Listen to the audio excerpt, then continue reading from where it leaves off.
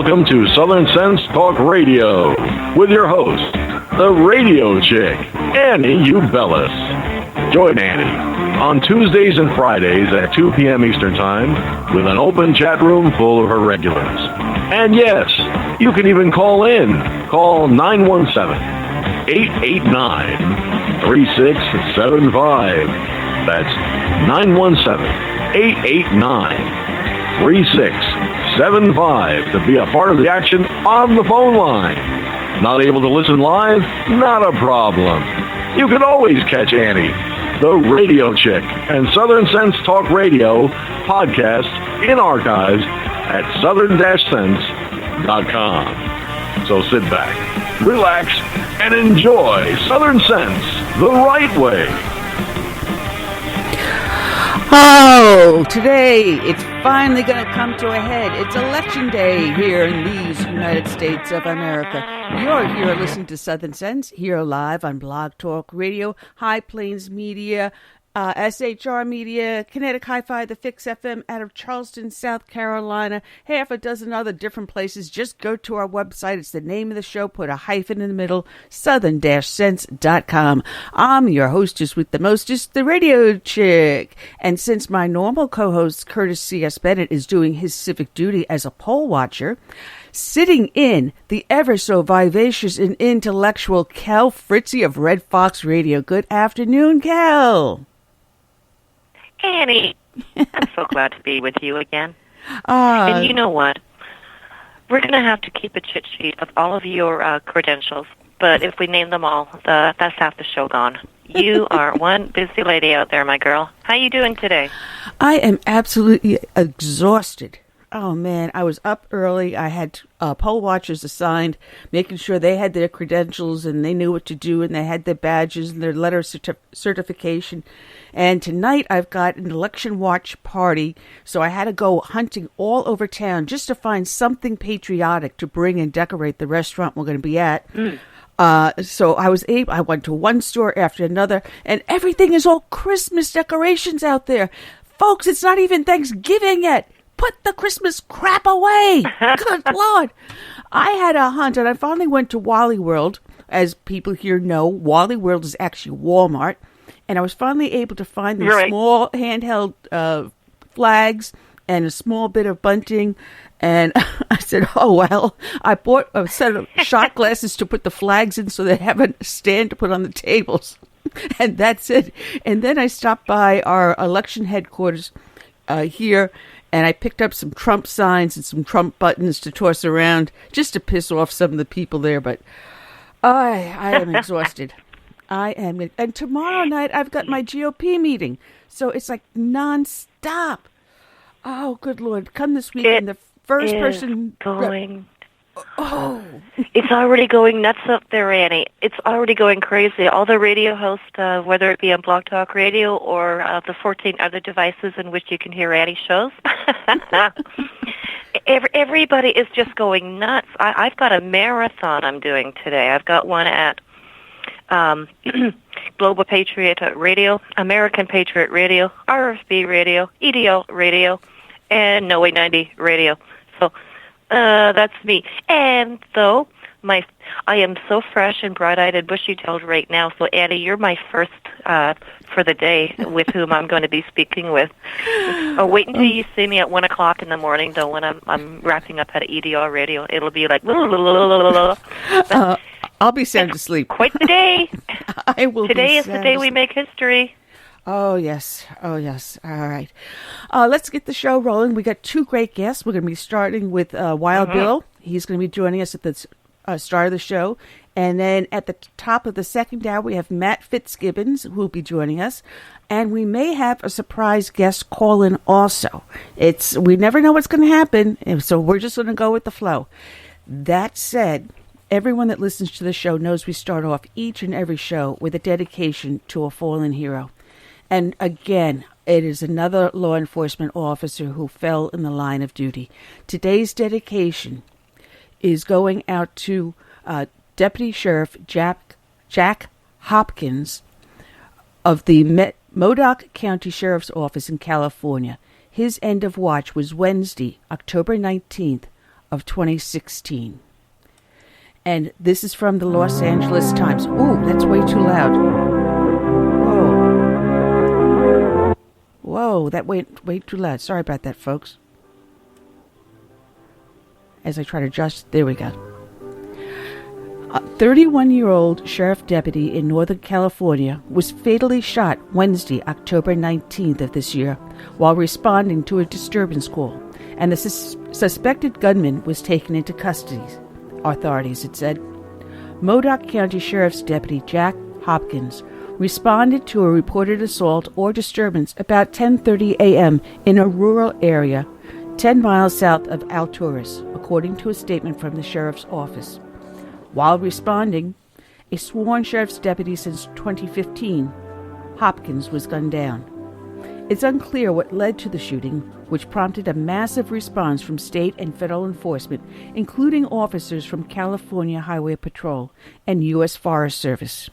The shooting is under investigation by CHIP, as well as authorities from neighboring county sheriff offices. By 11 a.m., a suspect was taken into custody. The suspect's identity was not released at the time. Hopkins was survived by extended family and co-workers, and sheriff's office said deputies' slaying resulted in an outpouring of support and generosity. Late Wednesday, law enforcement patrol cars had a procession tribute to Hopkins, and a video of the caravan was posted on the department's Facebook page. Shortly after news of Hopkins' death spread, the Alturas Municipal Airport wrote on Facebook that he had been recently transferred from the Alturas Police Department to the sheriff's office. He was probably the nicest man, the airport wrote. When he pulled you over for a headlight or something you did, he always was courteous and had a smile on his face. He didn't have a mean bone in his body, just a great guy. He is missed by all of us. The shooting was at least the fourth slaying of law enforcement officers in California in just 2 weeks. And this is from the Associated Press out of Eureka, California. A Northern California deputy was killed while investigating a domestic disturbance call and was remembered as a dedicated officer with a ready smile. Hundreds of law enforcement officers, friends, and relatives of Modoc County Sheriff's Deputy Jack Hopkins honored him Saturday at a funeral service in Eureka. The Record Searchlight reported. Hopkins, 31, was shot dead on October 19th at a property outside of Alturas, California, near the Oregon border. The suspect, Jack Lee Brainer, was shot and wounded by another deputy after a pursuit. He pleaded not guilty last week to a murder charge. Hopkins worked for 2 years as an officer for the Alturas Police Department before becoming a deputy in Modoc County last year. Sheriff Mike Poindexter told mourners Hopkins was a sincere, humble, and compassionate officer who was dedicated to his career in public safety. Like others who spoke at the memorial, Poindexter fondly remembered Hopkins' easy smile. When I think about Jack, I'm certain that will happen often for the rest of my life. His smile is the first thing I'm going to see, Poindexter said. California Attorney General Kamala Harris said Hopkins was committed to keeping his community safe. In pursuit of public safety, he made the ultimate sacrifice, and the state of California will never forget his life of service and his sacrifice. And this is from KDRV. The county fairgrounds was packed with hundreds of people in full dress.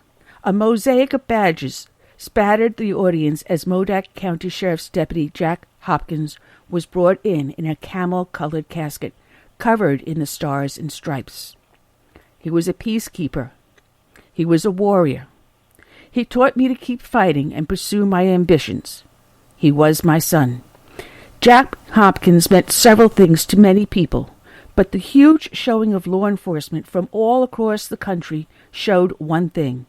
He was their brother. I saw a few people from Chicago, Texas too, Modoc County Sheriff Poindexter said. It's really touching. Deputy Hopkins' brother, Sam Hopkins, is a police officer with the Weed Police Department. They went to the Butte Law Enforcement Academy together and were both able to find jobs in North California. Sam says Jack and him were not only brothers on the force, but brothers in martial arts. Both received their black belts in karate. We used to have a little plank that we would mark whenever we would spar, and whoever won that sparring match would put a tally on the board.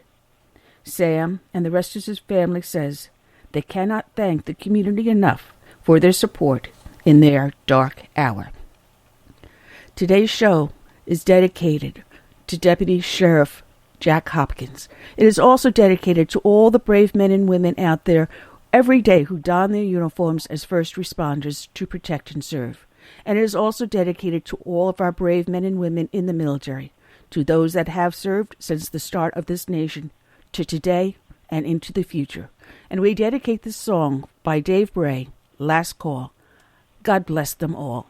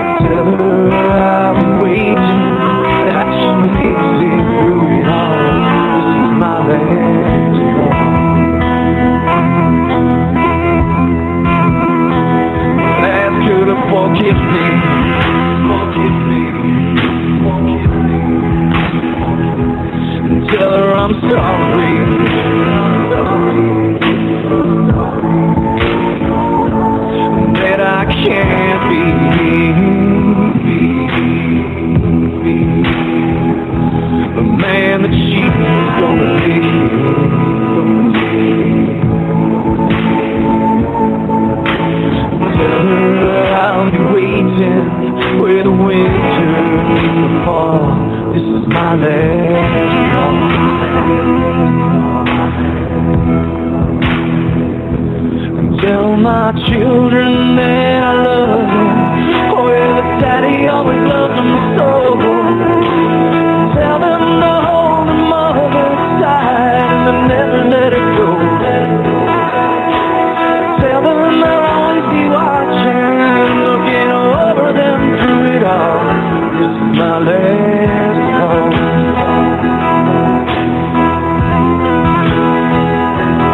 Tell him to fight for me.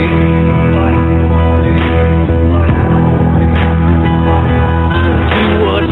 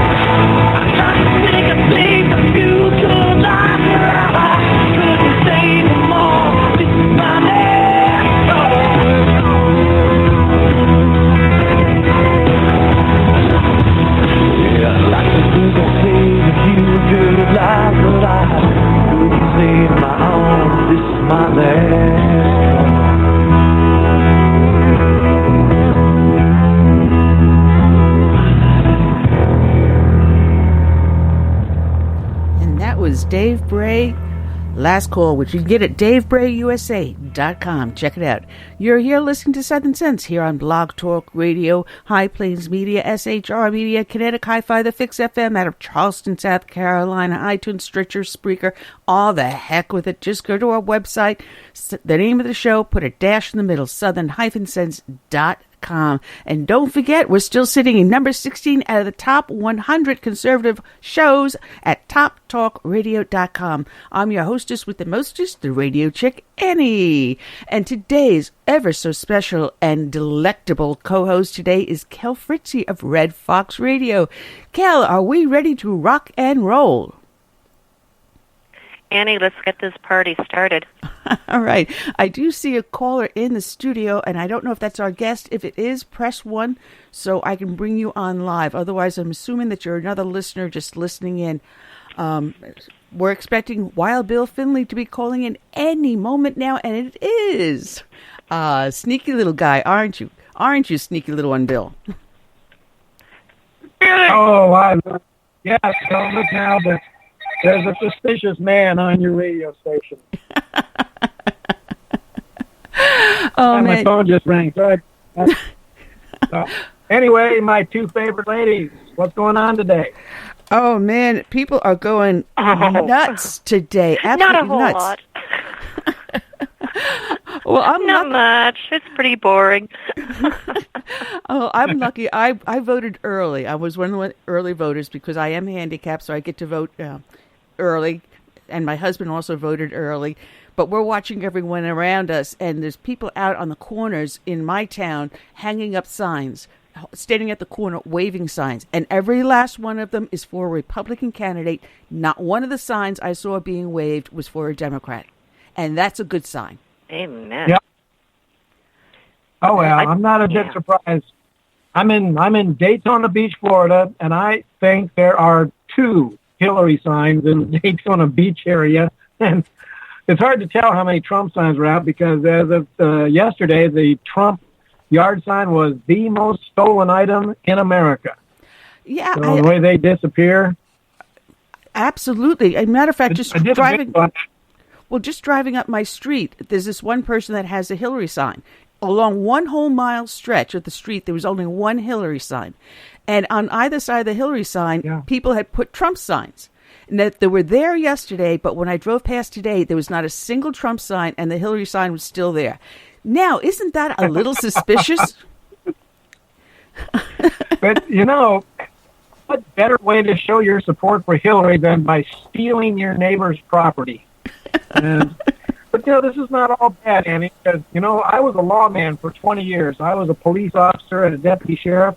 And, the people that have the Hillary signs in their yards, I bet the cops are making a note of them because those are people who obviously don't care much for the rule of law.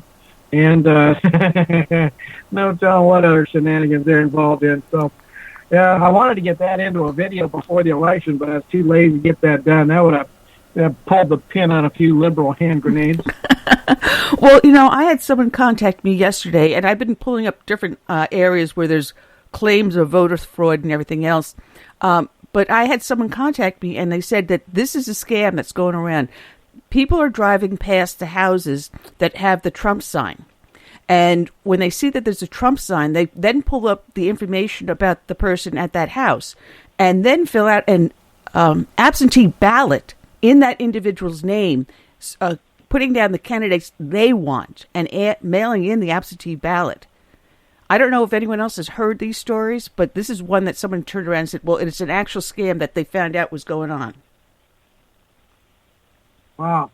I'm not sure how that would work. I don't know. I voted here in Florida. I like going to the polls on Election Day, so I waited until this morning to go out to the polls. There's always something to see.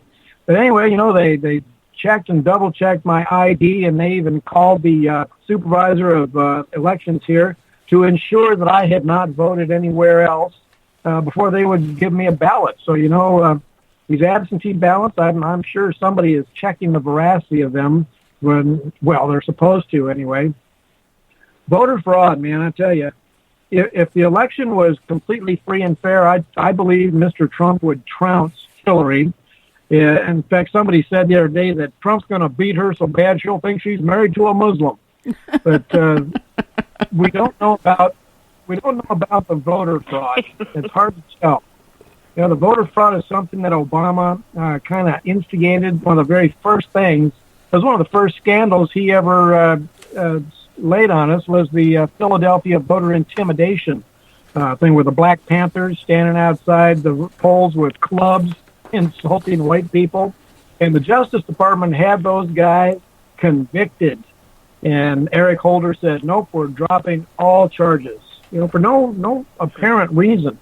So the Obama administration sent a message to those who would intimidate voters that they have a green light from the Obama administration to intimidate.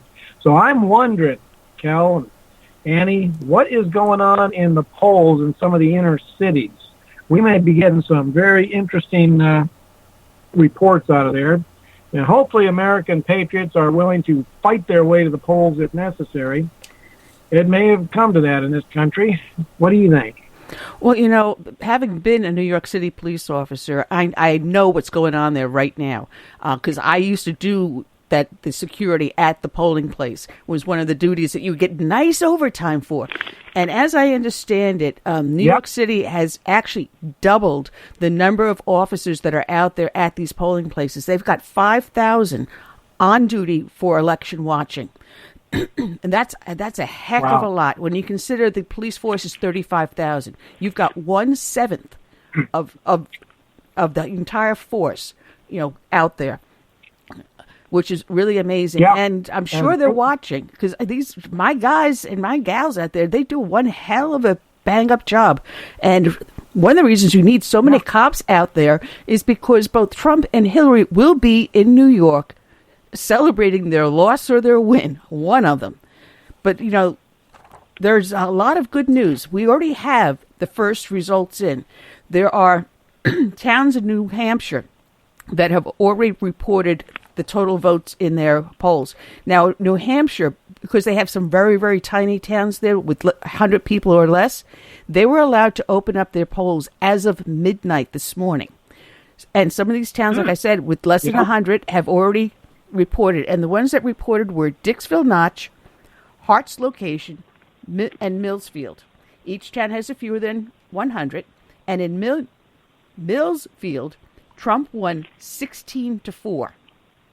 In Hart's Location, Clinton covered 17-14. All right, that's close. In Dixville Notch, Clinton won 4-2.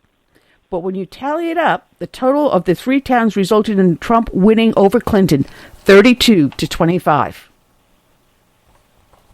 Oh, and that's in the north, the deep blue Northeast. That is impressive. Oh, absolutely. You know, Annie and Bill, I've been at the internet pretty much all morning, and there's a lot of people putting things out there. And already we're seeing the fraud. Well, of course, we expected that. I put this in the chat room, and this is from Creeping Sharia. And that Project Veritas, a journalist, she went in, and she was wearing a full burqa, and she was offering her name as Uma Abedin. And this is in New York City, folks, New York. And they said, well, you're not registered to vote here, but we can give you a paper ballot. Okay? Uh-huh. Uh-huh. Not registered to vote, but we can give you a paper ballot. That's interesting. That's right. Yeah. Well, that's interesting because because of my position in my county GOP, I had people contacting me about becoming poll watchers. Of course, I sent out emails through my Tea Party telling people we needed poll watchers. So I actually dispatched 6 different individuals to poll watching today. And because of that, I got a copy of the rules. And here in South Carolina, you must have some form of voter ID. All right? And the voter ID you must have would be a driver's license or a motor vehicle identification card, voter registration with a photograph, military ID with a photograph, or a U.S. passport. Now, here in South Carolina, Nikki Haley had instituted a program that if you could not get an ID, you could not get to the motor vehicles to get it, the state of South Carolina will go to your home, pick you up, take you to your local DMV, wait for you while you get your state ID with a photograph, and then take you back home. Now, supposedly, there's something like about 500,000 of these disenfranchised people who couldn't get photo ID. Well, I think it was less than 2,000 people actually used the service. So really, how many people really wanted to get a picture ID?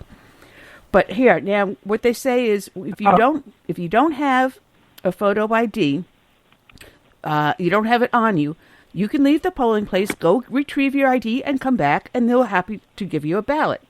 But if you don't, they can vote a provisional ballot and present a photo ID later to the county election commission.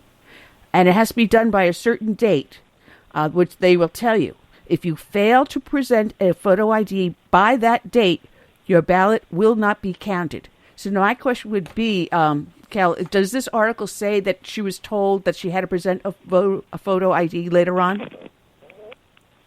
No, what it says in the article right here proper is that she went in, she presented herself as Uma Abedin. She was not registered, and so they offered her a paper ballot if she filled out a declaration form, indeed, essentially saying, yeah, this is me, yeah, I'm Uma, and I'm married to some guy named Weiner, yeah. Now, there's something else here, too, in this article. This is from Alan Shulkin. He's a Democratic Elections Commissioner in New York City. And he explains how voter fraud can be committed when people wear burqas inside polling locations on Election Day. Now, there is a comment from Jihad Watch regarding this as well, which states, this hesitancy to discriminate, even to stop voter fraud, could be the death of the republic. And it all flows from today's general solicitude towards Muslims and anxiousness to avoid charges of Islamophobia. Well, I so think about what you will. What was that, Bill? There's no such thing. There's two phobias, or nothing but political inventions: Islamophobia and homophobia. Both two mythological illnesses that the left used to browbeat conservatives. Well, exactly. It's going to be interesting because actually this person who did this at the polling place, if they filled out the affidavit and filled out the absentee ballot, that would be considered voter fraud, which they could be prosecuted for. But from what I'm reading in these rules that we have in South Carolina, there are things that are done that are checked to verify that this person actually exists, that they actually live at that address, even if they do come in without a photo ID. So they do due diligence here in South Carolina, I'm glad to say. And I got to pardon me because I've got a 4.5-month kitten crawling all over me. Get down. Jeez. My Al-Qaeda kitty, Cal. Kitty, stop it, kitty. So it's going to be interesting, but I had gotten something was sent to me also in the email today from a friend of mine about vote flipping that can occur in Georgia. It appears that they're using these machines that they knew in the past that could be tampered with, that when you do your voting and then you look at the summary and make sure that all the right boxes were checked and nothing flipped, after you press the send button, it flips the vote inside the machine. So this was being looked at by, what was the name of this organization? VoteGA, votegA.org. So they have been looking into this and trying to get the state of Georgia to change that should be looked at by the local law enforcement agency. I did a video on that called, I feel it was on voter fraud. And I told people that if they see something like that, they are to stand right there at that machine, call 911, and do not leave that machine until the police arrive. Insist that a police report be made and that machine be impounded for a forensic investigation. Exactly. That's the same stuff that I've been sending out also, telling them make sure that a police officer does respond and that don't hit the send button. If you see it flipped before you hit the send, the problem with the Georgia machine is you don't know that your vote has just been flipped. There's nothing to show you that your vote has been taken away from you. because it's internally inside the machine. It's not showing up on the screen. That's the problem with the Georgia ones. Yeah. But on the others, like here, we just that happen. We got to do away with electronic voting machines. I mean, that's just a disaster waiting to happen. I can't believe we even allowed them in the first place. Every election should be paper ballots, marked in ink, counted in front of witnesses, and properly stored and cared for. That's the only way to have a fair election. Well, there's also some of these machines now that come where they give the voter a printout saying, this is your vote, so that there is a paper trail to go back to. Does the printout match what the machine sent to the tally? There's no way to know. That's why they do that, because if there is a printed, then you can go back and say, all right, fine, this is what printed out, but this is what the machine counted, so they can compare the two. I don't understand how the whole thing works, but I was reading an article on this one that's saying that those machines, where there were problems with them, they were able to go back to the paper printout, because whatever it is, it must be registered somewhere inside the machine that this is the paper that was printed. This is what whatever the PDF form or whatever it was that was handed to the customer, and we can compare it to what the machine transmitted. So there's some sort of a fail-safe in there.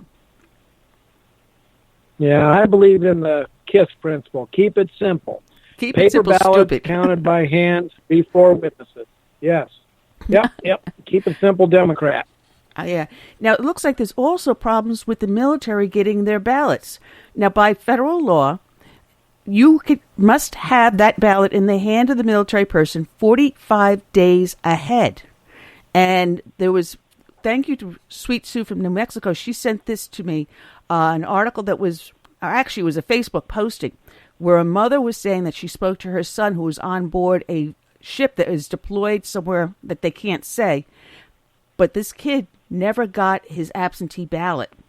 Now, when I did my research into this one, in the Navy, if you happen to have anyone has family in the Navy and their son, daughter, husband, wife, whatever, did not get their absentee ballot, there is a phone number and a person you can call. And I'm going to give it over the air. It's area code 202-433-4000. And you're going to ask for Lieutenant Kristen Hope. Oh, what a name. Hope you get your ballot. But I went a little bit further, and there is a website. It's called Federal Voting Assistance Program, fvap.gov. And then do a /military-voter. That's, again, fvap.gov /military-voter. And on that website, you can actually go to where it says electronic documents. It's up in the top right-hand corner. You click on that. You can actually download your absentee ballot, and it gives you the instructions on how to mail your absentee ballot in. So if someone hadn't gotten their absentee ballot, they can still do it by going to this website and fill it out. And it is state-specific. Even though it says federal ballot, it says it is state-specific because you fill out the federal part, and then below it, they give you all these slots that you can type in your local election, whether it's dog catcher, mayor, council person, whatever. You're able to vote for your local election as well as the federal election by going to this website. Again, fvap.gov /military-voter. And I'm glad to see that because, Bill, last time in the election, we were hearing stories about military personnel that never got their ballots that were sent but accidentally fell overboard or disappeared in shipping. And it was something like 200,000. No, or declared null and void because get them in time. Yeah. Oh, you can bet that the liberal left hate the military vote because the military tends to vote conservative. Gee, I wonder why. Maybe because they know what's going on in the world. But yeah, the outrageous treatment of our veterans is a huge selling point for conservative politics, and we need to really make an issue of it in the upcoming years, regardless of who wins this presidential election. You know, this is a real nail-biter of an election. It's probably the most important election in our lifetime. But, you know, regardless of who wins, Annie, our mission does not change. We are conservative, patriotic Americans, and we are not going to hand this country over to the bad guys no matter what. So regardless of who wins, we are going to continue to call this country to return to the God and country principles upon which this nation was founded. Now, one thing that I do not let my people do, and that is to get discouraged. Discouragement is contagious. It's like a disease. And we don't need that running through our ranks. So I am confident at this point that Trump would be the winner in a perfectly free and fair election. But you know what? If we wake up tomorrow and our worst fears have been realized, that just means this game has gone into overtime. And sometimes the greatest victories come after the game goes into overtime. Absolutely, absolutely. Now, this was also sent to me by someone. I'm not giving names out so that they don't get attacked. But he wrote, defense mode voters, the undetected variable. A caller to Rush nailed it regarding the voters that polls are not detecting. Never before in any election has a candidate's supporters been attacked physically, emotionally, and verbally. In 2000, Bush was attacked, but the Dems never attacked his supporters. In 2008, McCain was attacked, but not his supporters. And the same with Romney. But for the first time ever, not only is a candidate, Trump, attacked relentlessly, but also so are his supporters. I'm not a statistics expert or a professional pollster, but I'll wager the polls are not set up to detect the percentage of voters silent, but determined in defense mode. I think that's what it is. You know, you don't see a lot of Trump bumper stickers, but you know there's going to be a lot of Trump voters. Bill. Well, yeah, well, you know, conservatives don't tend to put bumper stickers on their cars anyway. I've irritated a couple of liberal friends by pointing out when they see a liberal bumper sticker, I say, you see all these other cars that don't have any stickers? That's our guys. But, yeah, I can see where people would not put a Trump sticker on their car because they don't want their car to be vandalized. Yeah, exactly. Intimidation has been a they're going to get keyed. Yeah. Yeah, or worse, take a hammer to them. Yeah. And so you're right. I think there is a quiet majority out there that a simmering anger is flowing through their veins, and today is the day that they tell the weasels of Washington, D.C. to stuff it. We might see a massive landslide here. And a really good article yesterday, I think it was probably WorldNet Daily, that even if Trump loses this election, he has started a movement. He picked up on the anger of the American people who are sick of being lied to, betrayed, bullied, and watching their government govern against the will of the people. And this is a movement that is not going to go away. You know, Annie, you and I were part of the Tea Party, like, from day one. And it was the most powerful grassroots political movement in American history. I think this Trump phenomenon could dwarf the Tea Party in its power and effectiveness. And, you know, the Tea Party people, they busted their rear ends. They delivered control of the House to the Republicans. They gave control of the Senate to the Republicans. And the only reason the Tea Party did not succeed in restoring constitutional government to this country was because they were brutally betrayed by the Republican Party. And I think it's time for a showdown with the Republican Party for their 8 years of betrayal during the Obama administration. That is a huge amen on that one. You know, when you said that you and I were at the start of the Tea Party movement, I had to stop and think, and like, man, I met you 6 years ago at the Tea Party Coalition Convention. I can't believe it's been that long that we've known each other. But hey, listen, I got to get a little bit of an advertisement in here because I had mentioned bumper stickers. Let me just get this little 1.5 minute thing in. Has this ever happened to you? You vote for a charismatic young politician only to be disappointed by his undelivered promises of hope and change. If you're like much of the American voting public, you surely have. Has your car been marred by an unsightly blemish? Has your property values decreased due to the regretful political statements on your neighbor's door? Are you tired of being embarrassed to drive through your own neighborhood? Hi, I'm Brad Stein, and I'd like to introduce you to a brand new product that can help you cleanse your car and your life from any regretful election day decision. Introducing the Obama Bumper Sticker Removal Kit. How does it work? Let me show you. Simply pull your car into a garage, empty warehouse, or otherwise inconspicuous area. Use the official BS scraper to remove the old BS from your car and replace it with a brand new bumper sticker. It's just that easy. Even works on a Prius. What about your friend, neighbor, or that hippie stepbrother who bought into that Obama BS? Don't make him live in shame. Anonymously send him a BS removal kit of his very own. The BS removal kit works on BS of all kinds. Hope and change. Change you can believe in. And that oh so hard to get rid of Obama Biden BS. So rid your car and your life of Obama BS today. Only at bsremoval.com.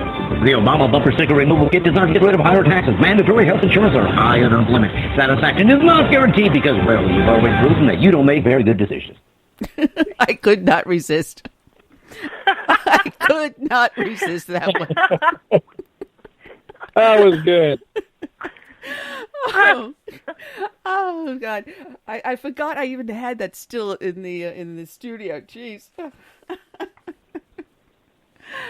Oh man! But I'm hoping everyone is getting out there and voting. You know, this is one of the most important elections I have had in my lifetime. I mean, I thought getting rid of Jimmy Carter was imperative, but now, geez, 8 years of this crap, and I'm just praying that tonight, come around 7:00, as the other polls start closing, we're going to see an avalanche of Trump after Trump after Trump. And I was texting back and forth with a friend of mine. You know him, Bill, Lieutenant Colonel Bill Connor. Someone had actually put a ton of Bill's photos up on their website, and then they friended me thinking that I could be duped. And I got a hold of Bill, and I said, Bill, you aware that your picture is all over this guy's Facebook page? And he got back to me and says, no, he reported the guy to Facebook. But we were talking about the election because he's praying. He's a very, very religious man like you are. And he was doing his prayers, praying that it is Trump. And I said, I have a funny feeling the media, mainstream media, is going to have their Dewey moment, and Trump will be their Truman.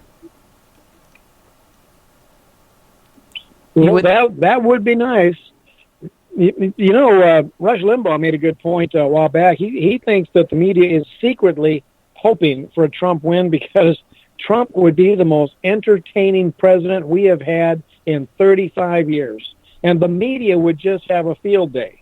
Hillary Clinton, man, what a wet rag she would be. She would be, there would be nothing the media would be interested in that she's doing. And so, anyway, we might see some real changes in the media and their attitudes. I would love that. I said that to someone who said, well, he was just going to do a write-in or just not vote for the presidential candidate. And I wrote back to him and I told him, listen, a pet rock in the White House is better than Hillary Clinton. And think of Donald Trump as that pet rock. Anything sitting in that seat is better than Hillary Clinton. But I also said, think of the fodder for late night TV, Saturday Night Live, and all the other comedians out there, how much fun they'll have mocking Trump, because they're already doing it now. But as president, they'll just go way overboard. Think the imitation of George Bush on steroids. Dana Carvey doing the Bushes. It will be late night Trump fodder. Trump would feed them things. Trump would join right in. He would feed them things. The guy's a marketing genius. He could use that. Man. Now, one thing I ask you, have you heard anything from Bernie Sanders ever since the emails came out from John Podesta showing how much disdain Hillary had for Bernie? I haven't seen him anywhere campaigning for her. No, you won't. I'm sure Bernie took the payoff, and he is keeping his part of keeping his mouth shut. So, yeah, you can bet Hillary buried him under a ton of money, and he'll spend the rest of his days comfortable up in Vermont. Yeah, I think we've heard the last of Bernie Sanders, and hopefully by day's end tomorrow we will have heard the last of Hillary Clinton. No, we're not going to hear the last of her, because once Trump gets in there and Trey Gowdy starts going after tooth and nail, you will probably see her eventually in that prison jumpsuit that we all dream about. Now, I got to ask another question, because when Comey wrote the letter to Congress, about reopening the investigation, everyone threw the Hatch Act to him, Adam. Now, the Hatch Act basically states that if you're a paid employee of the executive branch, you cannot interfere with an election so many days out. Now, they went after Comey saying that he is an employee of the executive branch. But isn't President Obama an employee of the executive branch, because he is paid by the taxpayer and his job is in the executive branch? That was my question. That was the question I was going to ask both you, Annie, and Wild Bill. Yeah, what's the deal with Obama interfering with an ongoing election process? Like, what is that? Annie, I'm so glad you brought that up, because that was my question. Great minds think alike. Go at it, Bill. Well, what we have here, Cal, is known as Jane Fonda syndrome. Years ago, Jane Fonda betrayed this country in a despicable way in Vietnam, tormenting American POWs, and she was guilty as sin when it comes to treason. But for some reason, our government didn't have the guts to prosecute that D-class actress for brazen treason, and we have been suffering from Jane Fonda syndrome ever since. Barack Obama has committed multiple crimes and violations of the Constitution, but the Congress refused to bring charges against him because they have Jane Fonda syndrome. And what we're seeing now is Hillary Clinton not being prosecuted because the country has Jane Fonda syndrome. And I did a speech just a week and a half ago to the Patriots Veterans PAC. And General McInerney was there, and several distinguished people. And I talked about how the new president needs to cure this country of Jane Fonda syndrome. Equal justice for all also means equal prosecution for all. And I do think that Hillary will be prosecuted eventually. And you know what? Once Barack Obama is out of the Oval Office, he is eligible for prosecution.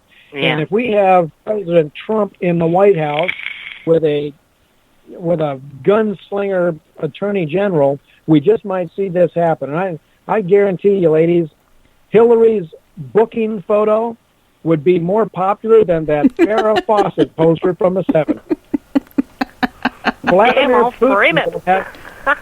Vladimir Putin will have a picture of Hillary's booking photo in his office. So will Benjamin Netanyahu. And I'll put it up and back on my wall, and that'll be the backdrop for my Wild Bill videos. Hillary Clinton's booking. They can sell those things and help pay down the national debt. The royalties alone will pay down the national debt. Oh man! Oh hell! I'm in Canada, and I'll buy a dozen of those. I'll distribute them here. Christmas is coming, folks. Christmas is coming. Well, that's good, Cal. Hey, we got about 500,000 Trump signs that we'll sell you real cheap. Oh, I have something I want to share with you guys in a moment, but I just find it amazing, though, that, the Hatch Act, it doesn't apply to Barack Hussein Obama, peace be upon his pointy head. I just find that amazing, because you're right, Anne, a perfect point. He is, after all, an employee, and an employee of the people. So, yeah. So they're trying to throw the Hatch Act at the FBI and their interference with an ongoing election process. I just find that so darned rich. All right. Well, we got a caller coming in. Let me bring this individual on. Area code 770. You're on the air live with Southern Sense. I'm your hostess, Annie, the radio chick. Annie, I hope you'll accept my apologies for not being in contact with you for a long time. And that is probably why I'm saying, I know that area code, I know who this should be, but Sarge! Good afternoon. Madam, your memory is as lengthy, long as is your wisdom. Now you're making me sound old. Hey, wisdom is not necessarily limited to age. There are young people who are wise. Admittedly, they are the exceptions, but there are some. Right, but you also happen to have, not only do you have wisdom, but you also have elegance and grace as well. That may be even more valuable than youth. Hey, I'm not rich. You don't have to suck up. What's up, baby? How's it going? I'm doing fine. Now, we've got Wild Bill Finley, our guest here. You have a comment or question for him? Yes, I do. I mean, I just tuned in, so I'm not unaware of what the thrust of the conversation has been. But I'm going to assume it's about this little thing called an election for president of the United States, along with a host of other important elected officials. Yes, and we were also discussing the Hatch Act. We're discussing the Hatch Act, and did Obama violate the Hatch Act? Because he is an employee of the executive. Violated the very Constitution itself. Let's start with Article 2, Section 1, Clause 5. Let's start there and work our way outwards. Yeah, he's violated the Hatch Act, okay?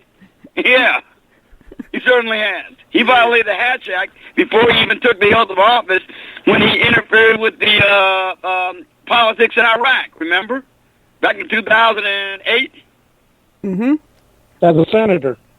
Yeah, as a senator, United States senator, exactly. He violates everything and just gets away with it. These gutless Republicans have told us impeachment was off the table, so he gets away with everything. Well, Bill, you want to make a comment? Well, we were just talking about what I call Jane Fonda syndrome, where the government decides that certain people are just too important to prosecute. And I was celebrating the fact that once Obama's out of office, he is eligible for prosecution for all of the crimes he has committed in the last 8 years. So put that on your prayer list, people. We got a sheriff in Arizona conducting 2.5-year investigation into the man's documents and prove beyond a reasonable doubt that they're forgeries and they're counterfeit, and Congress is utterly disinterested. Utterly. Well, Bill... yeah, but you know what? Go ahead. No, I was just going to say that you mentioned Jane Fonda syndrome, but Sarge, were you in Vietnam at the time she was there, or were you back stateside already? Oh, I was there. I remember the Stars and Stripes, and I got a copy of the Stars and Stripes, and I looked there, and on the front page of the Stars and Stripes was Jane Fonda with a North Vietnamese Army helmet on, sitting astride and North Vietnamese 85mm anti-aircraft gun, clapping her hands at the North Vietnamese soldiers, smiling her adoringly, surrounding her, smiling adoringly. I'll never forget that. Mm. Bill, go ahead. I will never forget that image. Bill, go ahead. Yep. Well, I just I spoke to the Veterans PAC this last week, and I talked to them about Jane Fonda syndrome and how the next president needs to cure this nation of Jane Fonda syndrome. Equal justice for all also means equal prosecution for all. And I think one of the big reasons that Trump has gotten such a boost from the American people is because we, the people, are sick and tired of seeing people like Jane Fonda and Hillary Clinton getting away with crimes. It is un-American, and the vast majority out there are simmering. And I think we're going to see the results of that in this election. Is too big to jail? No, I don't. And I don't let people talk like that, because that leads to discouragement, and I do not believe in discouragement. Her day is coming, my friend. Her day is coming. We were just talking about the value of Hillary Clinton's booking photo and how popular it's going to be. No, they're going to get there. You know, I mean, look, when you look at a weasel, and that's the only way to describe him, like James Comey, saying what he said twice. Now, this is almost beyond comprehension. I never thought in my entire life I'll witness. I know there's corruption in government and in politics. I've always understood it. I've always accepted it to some degree. I never thought it would be this brazen, this out in the open, this undoubted, and this corrupt. It is beyond belief what we're witnessing. And now we got information coming out that this woman may have been letting her non-citizen immigrant servant woman, a maid, access national security information by printing it out for various people. And again, James Comey can't find anything to prosecute. Maybe James Comey can't. What can you say to this kind of a thing? I mean, what is it to say? I think that the political process as exists, or with this present government, this present Department of Justice, this present Attorney General, this present head of the FBI, and this president resident, so-called usurpations, wherever he is in the White House, there is no hope of the rule of law prevailing. They've got to be done away with, and then we've got to get an investigation into why they were allowed to get away with it. Well, Bill, you want to respond to that? Well, yeah, I think that the election we are seeing today is the first step in the right direction to get an investigation going. Well, again, remember, this man, Barack Obama, changed immigration law by executive decree. Remember, there was nothing in the immigration law, as Congress wrote it, that allowed for the issuance of work permits and Social Security numbers to illegal aliens. That didn't stop Barack Obama because, as he so famously told us, he had to act because Congress wouldn't. He was allowed to get away with it because John Boehner said impeachment was off the table. But, Sarge, you got to remember... the same thing with the Fast and Furious. You had it going on with Benghazi. You had it going on with the IRS and Lois Lerner and this new IRS director. I mean, it's been repeated violation of actual law. Repeated by Eric Holder under oath, lying to Congress, being found guilty of civil perjury, but no impeachment of him. All right, I mean, this is the most lawless government, federal government, in the history of the United States. Sarge, take a breath for a second. And what did Daniel Moynihan say when deviancy gets defined down? Well, it's almost normalcy in this administration. All right, Sarge, and if Donald Trump gets elected, there'll be the pressure coming from those in the Rhino establishment, and they'll be telling us, well, it's water under the bridge. It's all gone by. We don't need to bring up those old wounds. Let's just let them heal. All right, Sarge, hang on. Let's respond here. Who are you going to vote for? Sarge, the first thing there's nothing to respond to. There's nothing to respond to. The guy's laying out fact after fact after fact. I am well aware of everything that he's saying, and what I want to know is, are you trying to convince me not to vote for Trump or what? What's your point here? No, I'm saying the only hope for the Republic is Donald Trump. Now, I don't know if he's going to actually do anything to reverse this or not. There aren't any guarantees when you vote for any politician. But I think the only possibility of a crack in this thing is Donald Trump because he's hated by both sides of the political spectrum. He's not hated. The major parts of the political spectrum. He's hated by both sides. That tells me he may be the only possibility to get to the bottom of it. I don't think there's no possibility. Trump wasn't even my first, second, third, fourth, or fifth choice for president. But now that as I see the way this campaign is developed, I've seen the responses to him, I think he may be the only possibility. And again, that's only a possibility. I mean, I want to know why this man in the White House was allowed to usurp it. I really do.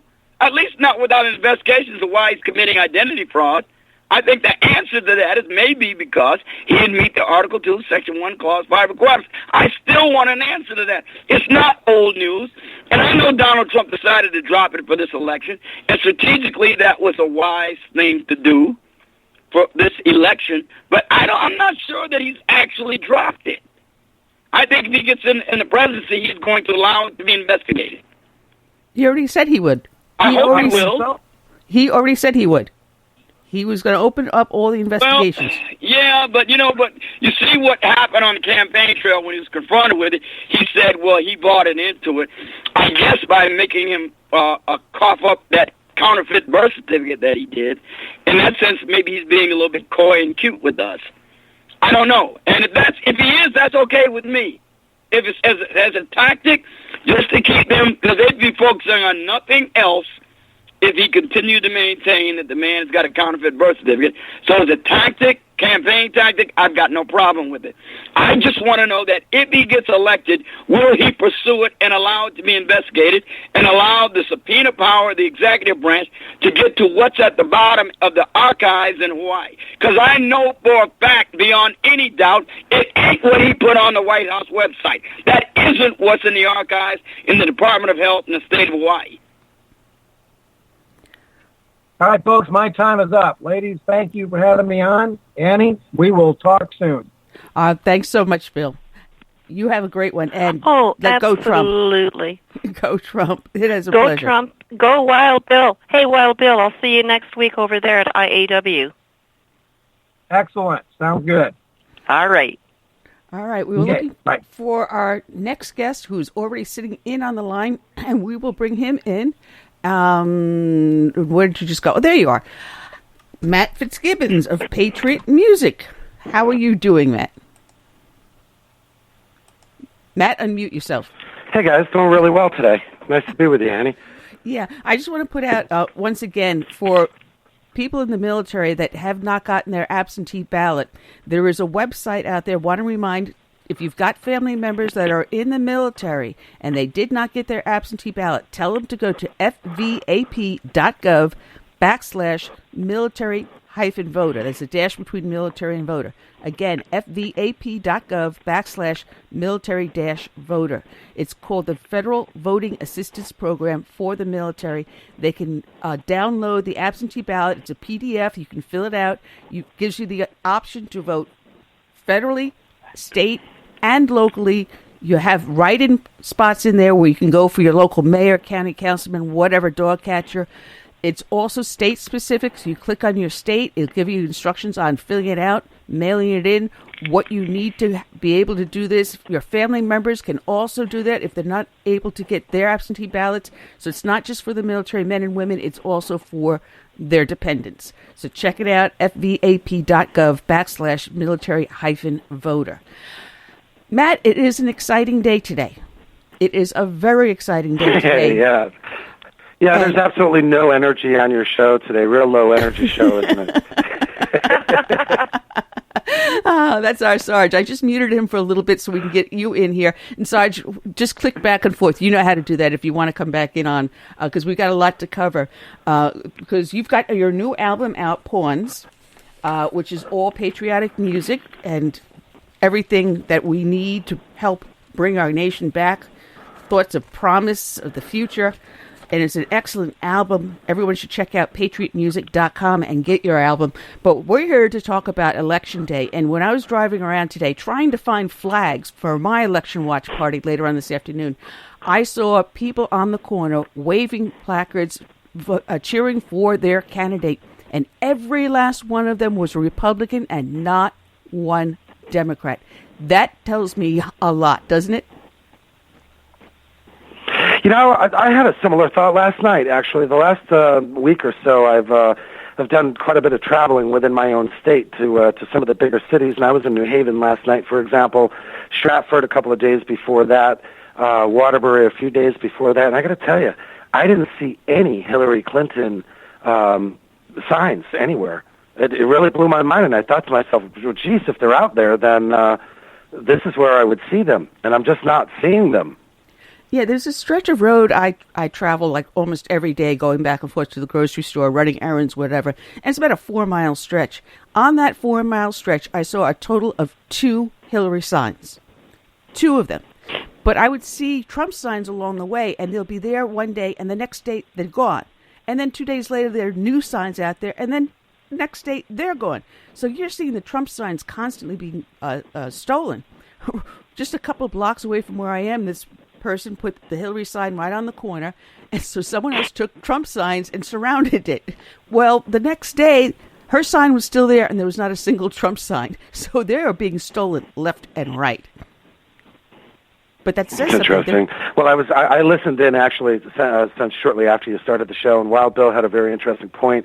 Several of them, but one stuck in my mind that's relevant to what you're saying, and that was that he said he can irritate a lot of progressives by saying, yeah, see, the ones with the bumper stickers are obvious, but all the ones without the bumper stickers, these are conservatives. And I think there's a lot of truth in that. And what we're seeing right now with this entire movement is some percentage of the very quiet, just hardworking people are getting out there. They're really, really ticked off, particularly because of these revelations from WikiLeaks and the corruption with the FBI and all the rest of it. And we're actually seeing a percentage of these traditionally quiet people vocal.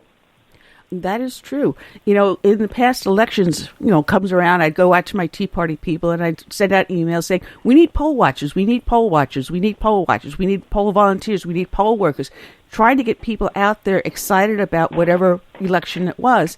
And since 2009, when I started with the Tea Party, to today, I may have had maybe 2 responses, maybe 1 or 2 people. This morning I got up, I deployed poll watchers, and it's the first time I actually physically deployed poll watchers to an election. I downloaded their credentials, I downloaded the instructions, downloaded their IDs, and made sure everyone had everything. And they say, well, what time should I be? And I says, just show up. That's the most important thing. Whatever your schedule is, whatever time you can fit in, show up. And out they went, and I felt so good about that people are invigorated. To see people on the corners out there waving the signs, to see people actually going out poll watching, that tells me that the polls that mainstream media are doing are way off. Way, way off. I think it's going to be a landslide. There's good reason to believe that. Yeah, absolutely. Just the way that they do the polling is off, too. I hope you're right. I don't know. Either way, we're not going away. None of us are going away, that's for sure. But I've got a very interesting thing. I can throw kind of a wrench into the discussion if you want something kind of cool. So what happens if neither of the 2 candidates gets a majority in the Electoral College? Quiz for anybody. Isn't it the vice president who decides? Goes to Congress. The House of Representatives has to choose out of the 3 leading candidates. And what's very interesting is that they could actually pick Pence. Now, that's interesting. Now, we've got someone who just raised his hand, who's been sitting here quietly listening, bringing on the underground professor. Good afternoon, sir. Hello. Yeah, you're on. Go I ahead, think I Prof. accidentally hit that button, but that's fine. Now, I am glad about one thing. I'm glad I'm not the only one who loses control of their show when Sarge calls. Oh, he's raised his hand again, so don't worry. We'll have him back on. Oh, man. Most of my articulation when Sarge calls is, yeah. He's great, though. How are you guys doing up there in South Carolina? Oh, we're doing fine. We're very hopeful. And as I said earlier, we've got those towns in New Hampshire that already have closed their polls, and it was overwhelmingly 32-25 for Trump. If that's any indication in a progressive area that this is where the vote is going, mainstream media is going to have a lot of hangovers tomorrow morning. On my mail route, which I'm on right now, which I pardon for the noise, but I have had so many people come out and tell me, and these are people that I have seen with Black Lives Matter or other type banners in their yard. What do you call those things? The yard signs. Mm-hmm. Democrat signs over the years of elections, and they're coming out and proudly telling me they voted for Trump. So I know it's anecdotal, but that is amazing that many are coming out and saying that they have switched parties for this election. Mm. And, so it looks like it's going good in Texas. The only thing we have to worry about is the death threat ISIS gave to Dallas. Evidently, we are targeted for some chicanery today. Ooh. Well, my prayers are that nothing happens. Well, Professor, I'm going to mute you now, and if you want to come back on, you know how to do that. Okay? Yes, sir. Thank you. Keep up the good work, and I'll see Cal tonight. Bye. All right. All right, Matt. Looking forward to it, Prof. All right, Matt, you've got a new album out or new music out? Because I see you just put something up in the chat room. Yeah, actually, I tried to be really considerate in there as well. What I did today, because I've got this new album called Pawns that I released a few weeks ago. I've got CDs of it now, and today I decided to pick 7 of my favorite tunes that I thought were appropriate for Election Day and to put them on a playlist for free, full versions up on my website. And I did post it in the chat room, but I wrote for after your show, they can go check this out. And it's for today only, and the website is patriotmusic.com. Oh, that's a very nice thing for you to do. Yeah. Now, Matt, there's so much to talk about this election, with all the stuff that's been going on. The mainstream media, they identified 65 mainstream media stars from like CNN, NBC, ABC that were deliberately shilling for Hillary Clinton. They would present whatever they wanted article to the Clinton campaign, and the Clinton campaign had veto power on what went in or out of the article.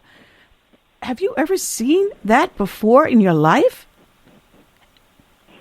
Well, the truth is, I mean, I've probably like you, and I would say 90% of your listeners, none of us are surprised by it. I mean, we've known this for many, many years. You know, back when I started patriotmusic.com in 2005, there was evidence of it that it had been embedded for years at that point. So the only thing that's surprising is the fact that it took a non-American to do better journalism than all of the media in our country combined to actually be able to get out there and get proof of this collusion that we've all suspected for decades.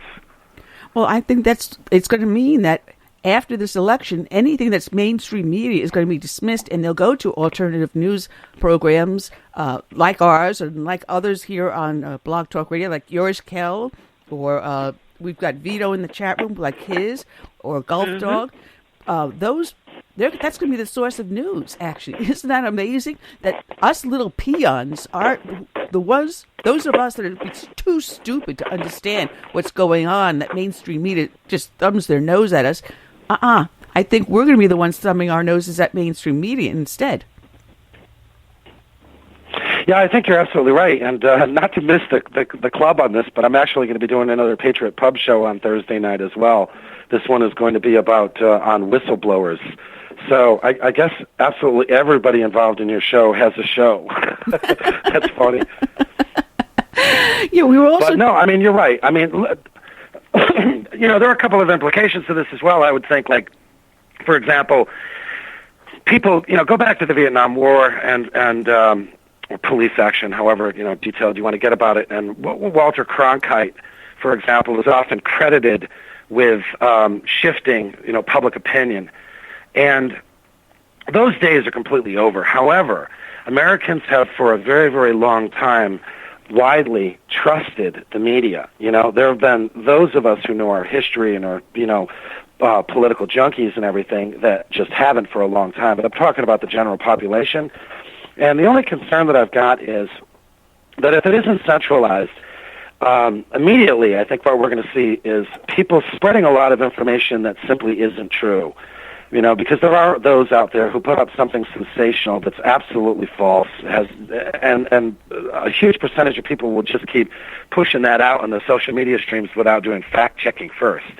However, what I found is that, because I've been guilty of it, I mean, granted, it's been some years since I pushed something that was blatantly wrong because it struck me emotionally and I just hit share and somebody called me on it.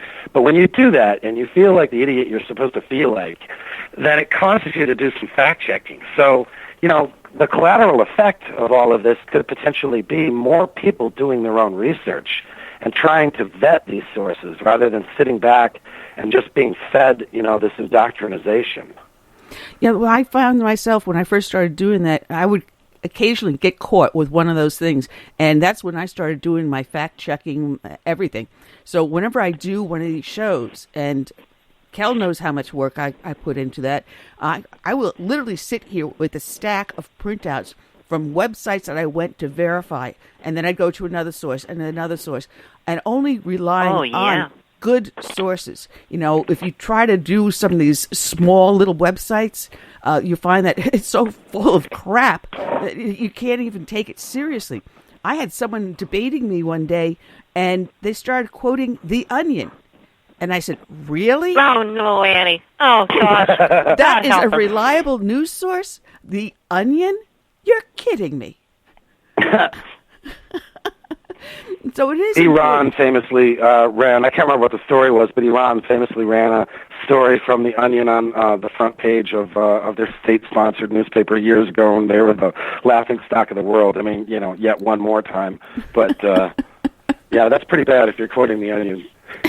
Or CNN. I mean, actually, The Onion's probably a bit more credible than CNN these days. So. Matt. Perfect. Yeah, and they still have Al Sharpton on there. I think I got more listeners than he's got viewers.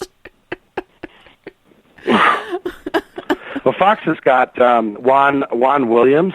Oh man! I mean, granted, he isn't a blatant racist, but I can't comprehend why that guy is there. I don't understand. I wonder if he just got lost in the corridors one day and he just can't find his way out. I don't know. Well, they probably hired him as a favor to his son because his son is a famous conservative. That's probably what it's all about. But Fox also has Geraldo. Well, I guess the apple bounced far then. But he also has. They also have Geraldo Rivera, or Jerry Rivers, as his real name is, guys. Geraldo Rivera. Every time I see him on there, I just want to rip his mustache off. Yeah, this is the guy who meets Marines on the beach and instructs the enemy exactly where our positions are. Real smart guy. Oh man, and we there's so many funny things about this election, but so much of it is so serious. One of the funny things is how many of these left coast people say they're going to go to Canada if Trump is elected. So, Cal, are you prepared? Don't come up. We're full up with crazies already. Well, think about it, though. I mean, why don't we call them the racists that they are? Why not go to Mexico? How come all the left is always talking about going to Canada? I mean, come on. If you love everything about socialism, go south. Go to Mexico. Venezuela. What are they, Latino-phobes? True. And they all say they want to go to Canada. Seriously, I mean, we should call them on their racism. I so totally agree with that, Matt. And I just find it quite amazing that we have the likes of Hollywood celebrities wanting to emigrate to Canada if Donald Trump is elected president. And it just makes me shudder, not only because I can't imagine living next door to Rosie O'Donnell, but the fact that, remember once upon a time, long ago, when these Hollywood types, they were actually fighting the real battles and that they were fighting communism. But now it seems that fascism is back in favor with them. They used to fight communism. They used to fight real threats. Now they are embracing communism, i.e. Hillary Clinton, and fascism, my apologies, i.e. Hillary Clinton. Like, what happened to the caliber of Hollywood? Well, okay. Matt, do I really need to go any further with this? I'm just digging my own hole here. No, I mean, look, I completely agree with you, and it just burns me up as a musician, But I'm not just billed as a musician. I'm a philosopher and a historian. Whoop-de-doo. But the point is, I read my history. I love the Republic, and if I have something to say, I can defend it with logic, reason, and examples. And when I look at somebody like Bruce Springsteen, for example, or Lady Gaga, or any of these people, the list goes on and on and on. Rosie O'Donnell, Whoopi Goldberg. I just can't comprehend why anybody would listen to a word out of their mouths that wasn't scripted by someone else. That's the only thing that they do for a living, at least the actors and actresses. But, Bruce Springsteen, how is it that people cannot see that these are people who are making tons of money through capitalism while promoting socialism? I mean, can they not get the complete hypocrisy of it? I don't know. So I'm with you. I can't explain it. Yeah, and now you also have the Hollywood idiots like Beyonce and Jay-Z, and their lyrics are explicit. Their lyrics are racist. They're horrible, really, really disgusting crap. But this is who Hillary takes on the campaign with her to help promote her image. Is this what you really want your children following? Where they turn around and talk about the abuse of women and all this other stuff in their music? Is this what you really want to say to the nation? This will unite people and bring Americans together? But on the other hand, you see Donald Trump... Yeah, in the meantime, she's taking checks from... Sorry. Yeah, she's taking checks from Qatar, from Saudi Arabia, and they really have a really good record on women and minorities. Jeez, especially religious freedom. Gays. I mean, basically everybody that she says that she's going to help out, she's demonstrated over and over again. She couldn't care less about any of these people. The only person she cares about is herself. Absolutely. And yet, on the other hand, you see Donald Trump out there, and he's got people from across the entire spectrum back there helping him, showing him the ropes, supporting him. And he does it as, I'm sorry, he's not articulate the way we would have a Ronald Reagan, but he's actually reaching into the right areas for the right experts to do the right job. This is not what you see coming out of the Hillary camp. Time and time and time again. Look at the Poindexter Podesta emails. It's night and day between. It's a pretty good Freudian slip, by the way. That nails it. But, you know, how presidential can you be if you've got Beyonce and Jay-Z as your spokespersons? Well, I mean, look, this has been demonstrated time and time and time again for anybody even remotely familiar with history, whatever the form of collectivism, if it's National Socialism, fascism, if it's communism. Essentially what they do is they pit all of these groups against each other. They ask everyone to give up a little bit of their liberty in order to equalize everything. And then what happens is that equality is on the outside, and you end up with the creation of a party where party members get a little bit more. And then they ask you to give up a little bit more, and the party gets more. And meantime, everyone else is miserable. They've given up all their rights. They've got nothing. And the only people that thrive out of this entire aristocracy, which is essentially what all these collectivist systems create, are party members. And the Clintons are perfect examples of this. One of the most refreshing thoughts recently that I've been seeing, and I know you've been talking about it for weeks, is the number of blacks in this country who've woken up to the idea that 50 years of voting for this party has gotten them nothing but the same thing. So, if nothing else, a lot of people are starting to wake up and realize exactly what this leads to. I mean, this president, for example, has created more of a debt than all other presidents combined. You know, it's the only president in the history of the Republic who hasn't seen 3% growth, for example, per quarter. I mean, the list goes on and on and on of the incompetence, the ineptitude, but it perfectly fits the historical model of all collectivist systems. And yet, the mainstream media and the public have been turning a blind eye for so long. It's the rest of us, the silent majority, that's saying, hey, listen, this has got to stop. I mean, how much more harm can be done to our nation? You've got inner cities completely neglected, and yet, instead of worrying about all the murders, all the rapes, all the other things that are happening, the climb of the crime rate under this president, instead of crying about that, you worry about the protests of Black Lives Matter. No, wait a minute. Shouldn't every single life be equal? It says it in the Declaration of Independence. It says it in the Constitution. So why is one group of persons more important than another? No. We are the unhyphenated Americans. Each and every American is of equal. But that's not what they're doing. That's not what they're promoting. You have these special classes now. You can't report a crime on an LBGT community because now Loretta Lynch made them a protected class. So go ahead, create mayhem, create anarchy under this administration. That's what we're seeing. I mean, that's why this election is absolutely critical. There's never been anything like this in the history of the Republic. I mean, arguably maybe right before the Civil War, but you know, those are entirely different times. But the bottom line is the amount of collusion, corruption, just plain criminality that's been going on for 8 years.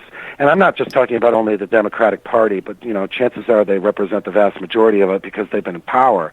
But we'll never know the extent of it if Hillary Clinton gets elected, because it'll all be squashed, and we'll never know the extent of what she's doing either. And their number one strategy, their number one goal, has been to outnumber us. And when I say us, I'm not talking about skin color, eye color, or what size shoe you have. I'm talking about people who have a concept of what individual liberty means, the definition of rights, what freedom is, tolerance. And, we have been outnumbered, both first by indoctrinating their own kids. The greatest generation, they came back after World War II, kicked their feet up, and let their kids essentially become hippies. They took over the public school system, and now they're completing the mission by opening the floodgates and the borders, simply to outnumber us. Voter fraud and election fraud have been standard practice. So this election is really, really key. However, on the flip side, if she does win or if she's appointed, then either way, the amount of energy and the knowledge that Americans have gotten, it's like we're just starting to wake up as a group. So that's something. Well, I'm thinking that if these New Hampshire towns are an indication of how the vote is going to go later on, if Trump is then elected, I'm going to see a different type of floodgate open, where you're going to see a lot of these illegals self-deporting themselves. What do you see? Yeah, I agree with you, absolutely. I think they're going to be really, really afraid. But I have to tell you that one of my primary concerns is for anybody and everybody living in inner cities, and particularly for police officers. But I actually feel a lot for the people living in inner cities, because the left has mobilized a lot under, these two followers of Saul Alinsky, Obama and Hillary Clinton. And the radicalism has gone to such an extreme point that if Donald Trump wins, we're going to see an incredible amount of violence occurring regularly, particularly until the new administration has a chance to implement some new way of handling it. Because as a lame duck president, the couple of months that remain before his incompetence can be erased will be a really dangerous time if Trump is elected to be living in an inner city somewhere. Especially if you're a conservative. Well, it kind of doesn't even matter, because, I agree with you. Police in particular are going to be targets. This is a really, really big concern. And, I have family members who are police as well, so and good friends. So it's on my mind. But even those living in the inner cities, look what happens when they have these riots. You know what I mean? They burn down the stores that they can walk to get their supplies. So it's self-destruction. So, all the good people that are living nearby are going to be affected by it as well.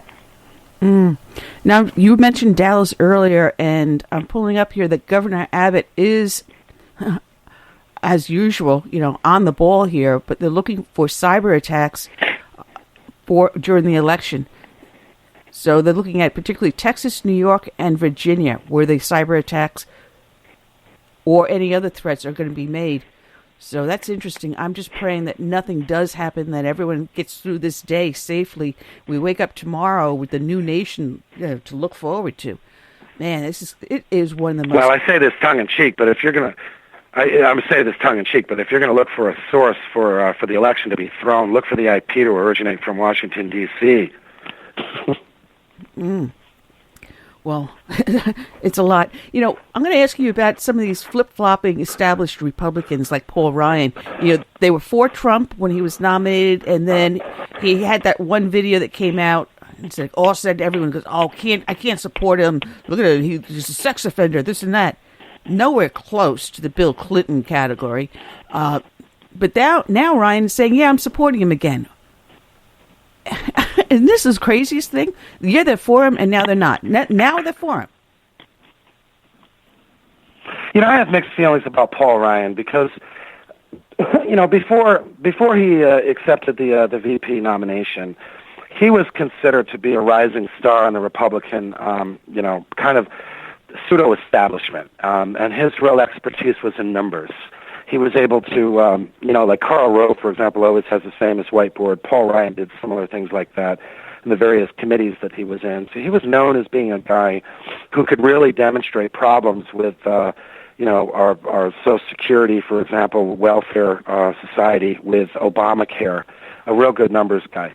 So there's the positive side of him in that he took the position because everybody asked him to go ahead and do that, and he really didn't want to do it. And when we all forget, he really, really didn't want that job, but he took it. Now, that having been said, he's fair game because he's in it and he's done what he's done and he's responsible for his actions. And frankly, I think that he's indicative of the old Republican Party, the party of Mitt Romney. Mitt Romney had all of the power and control over the Republican Party. Even though he lost against Obama, he still was the de facto leader. And Paul Ryan is of that cast of these old Republicans. If Donald Trump wins, okay, it's a completely different discussion. However, if he loses, whether or not it's correct or not, I mean, if he just loses, the point is he is going to be the de facto leader of this new Republican movement. And guess what? People like Mitt Romney and Paul Ryan are not a part of it. So they're dinosaurs that are on their way out. It's just a short matter of time. Their days are numbered whichever way it goes. Mm. Well, I'm going to see a whole new tide. I don't think the mainstream media is absolutely aware of what is going to be facing them come tomorrow morning. I'm seeing a whole lot of people crying in their milk tomorrow morning. Well, they should. It's well deserved. You know, I had to run out for a couple of minutes a little while ago, and I just came back here. And as I was driving in, there's a guy from the local cable company on my front porch, and I rolled down my window of the car, and asked him who he was, and he said, "Yeah, I'm just curious, what kind of TV you have." And I said, "Well, actually, I canceled it 15 years ago." He said, "Why?" And I said, "Because I'm not going to give money to the enemy." And I said, until you guys come up with a Chinese menu system where I can give, where I could pay like some flat fee and then get exactly the channels I want and not pay for 5 MTVs and VH1s and CNN and all the rest of this stuff where I'm funding people who are trying to destroy my individual liberty. I'm not going to play this game. I'm not going to be part of it. But I said, but listen, I don't mean to take it out on you personally because I appreciate the fact that you're doing an honest job trying to do this, but you're going to see more and more and more of this because Americans simply do not trust the media. They're cutting the cords to their cable. Even the NFL is feeling the impact of just good, plain old Americans, whatever party, just sick and tired of this stuff where these people are taking a knee to the national anthem. Yeah. And that's Matt. I'm the same way, in that I canceled my cable many years ago. I do have a television, a very tiny one, in a room, and I'll go to it if there's breaking news, like another 9/11, for example. But yeah, like you, I will not aid and abet the pockets of the enemy as I perceive them as well. I do have a question though, because oh my goodness, Annie, your shows are always go so darn fast. But I just wanted to ask Matt this question, and that you were talking about the divisions within the United States of America right now. And it made me think of identity politics, and that there's a tendency now for people of a particular religion, a race, or a social background to engage in a group think. And, of course, this has been born, I believe, of Barack Hussein Obama, in that he has created these factions within the United States. This is nothing like I've ever seen before. I'm from Canada. I'm an outsider looking in, but I'm also an insider because I love my American brothers and sisters so very much, and I know how much is hinging on this election. But do you think that if Hillary Clinton wins, we know that it's going to be another 4 years at the very least of Barack Hussein Obama, and the identity politics will continue. But do you think that identity politics will play a huge role in the outcome of this particular election today? I think less so than the left would want to occur. and I think less so than a lot of people believe will occur. And I think the fact that pollsters get the answer that people give them. They don't find out exactly how they're going to vote until after the fact, right? And what we've seen are huge strides, for example, among black Americans in voting outside of the Democratic Party. And if you flip the switch around and go back to the end of the Civil War, for example, there were basically no blacks in this country that voted Democrat until perhaps maybe 1920. And somewhere around that time, it flipped again under FDR. And then, more importantly, under Lyndon Johnson in the 1960s. Let's not forget that the Republicans were the ones, for example, under Eisenhower, that sent troops down to the South and under the beginning of the whole civil rights thing. I'm trying to kind of skip over it quickly to get to the answer to your point. But, late 50s, Republicans introduced civil rights legislation. It was squashed. And then the Democrats picked it up. And the reason it was squashed was because it was a big abuse of states' rights, the way that, the Democrats squashed the Republican proposition and then picked it up. And the Republicans, some of whom stood against it because it was a big power grab, but most of whom voted for it. But it was enough for the Democrats to switch this over. So essentially, if you look at just black Americans, for example, they've been voting in the high 90s for a very, very long time. But this time, it's actually changing. And it's not changing on something kind of frivolous. For example, we all know that Barack Obama was elected because he was black, because he certainly wasn't qualified. This is what put him over the top. We also know that if only women voted in the United States, Hillary Clinton, according to the polls, okay, so take that with a grain of salt, Hillary Clinton would win by a landslide. If only men voted, Donald Trump would win by a landslide. However, we're seeing breaks in these traditional numbers. So where Barack Obama may have created some degree of racism and animosity among primarily inner city black males for the most part, we're seeing a shift in an erasing of that. And Hillary Clinton, I don't think, is going to be able to mobilize to the same degree women.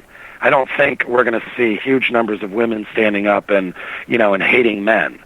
So I think that the shift is actually substantive and relatively permanent. At least I think this trend of breaking up this divisiveness will continue whichever way the election goes, because people are just sick of it, and they're looking for reasons, and they know that the media is not giving it to them, and the way they've been voting is not changing anything.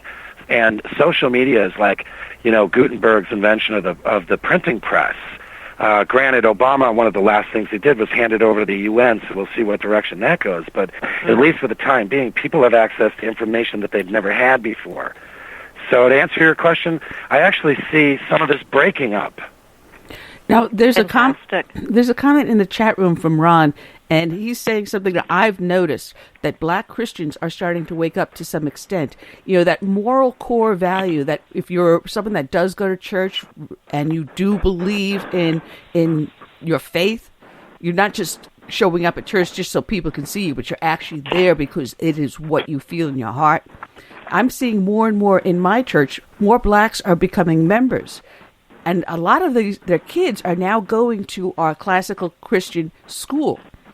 We've expanded this school from just a couple of kindergarten through third or fourth grade. It's now, in just a few years, grew from now pre-kindergarten all the way up through high school.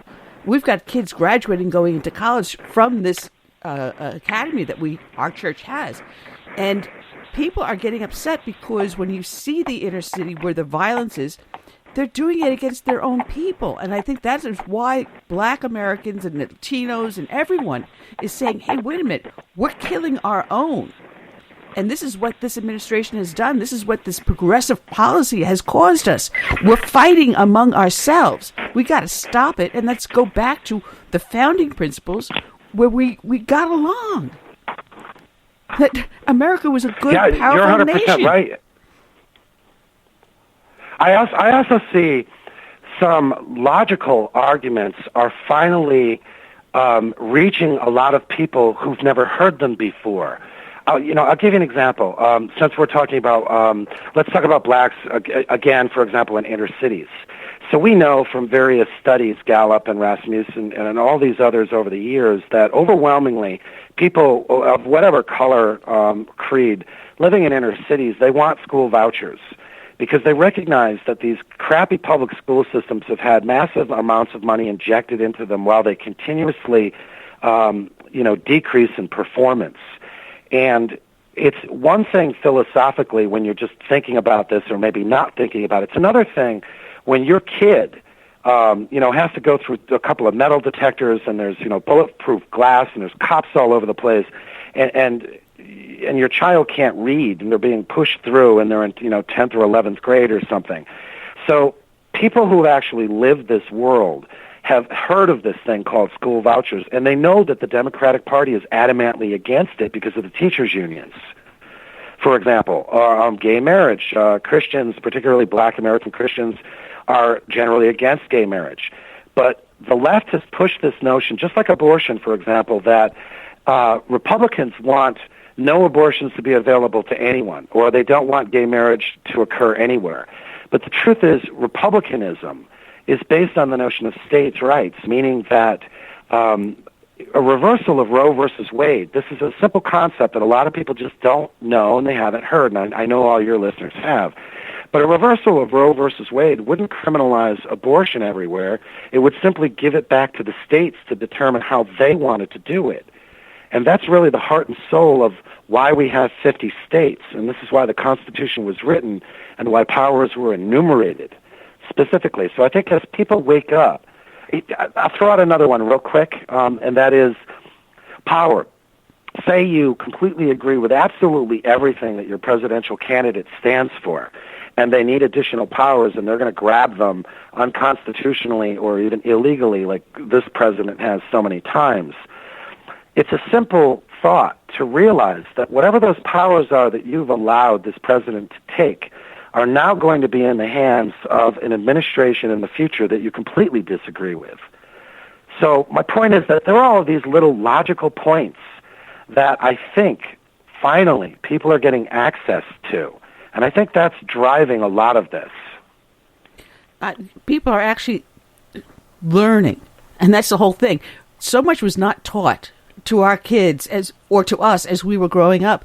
And now when we see things that just feel morally wrong, I think people are starting to stop, listen, and think about what it should be and learn.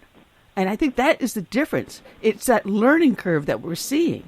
And what has gone on for the last 8 years? No, it isn't just the last 8 years. It's more like the last 3 decades or even further back. I mean, we could probably even trace it all the way back to Teddy Roosevelt or even back to our founding fathers, where you saw a progressive bend in some of our politicians.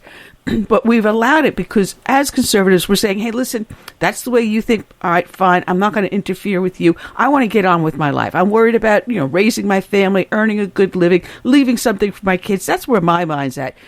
Someone else will always take care of the country. The country will always be here. That's the thought we always had. America will always be America. It will always be the same. But it's not anymore. What we grew up with as youngsters is not the America we're seeing today, and I think that is what is frightening everyone. The idea of the laissez-faire is no longer working. Now the idea is we've got to get involved. We've got to do something to bring us back to what we should be, and that is what has everyone frightened. Yeah, that's right, and they're getting messages on social media and on the internet that isn't controlled by the teachers' unions, for example. So the indoctrination is actually falling apart, which is why there are alternate methods. To your point, talking about the economy, if I may, just one other quick example. The left always looks at the economy as if it's a pie of a specific size, and that you have people who have less only because other people are greedy and take more of that pie.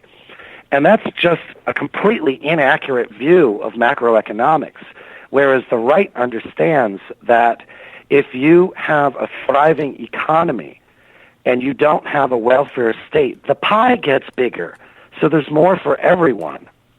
And this is a very simple concept that, Austrian economics in particular talks about. Other notions, like if you decrease taxes, for example, you can actually increase the amount of tax revenue you collect. Giuliani knew this. It's called the Loeffner curve. And all of these little things are available, and people are gradually starting to become aware of these very basic concepts that can be proven through observation, and just looking at history. Yeah, that is true. When people don't have jobs, that's when they wake up. When all of a sudden they can't get the medicine they need or a roof over their head, that's when they start waking up.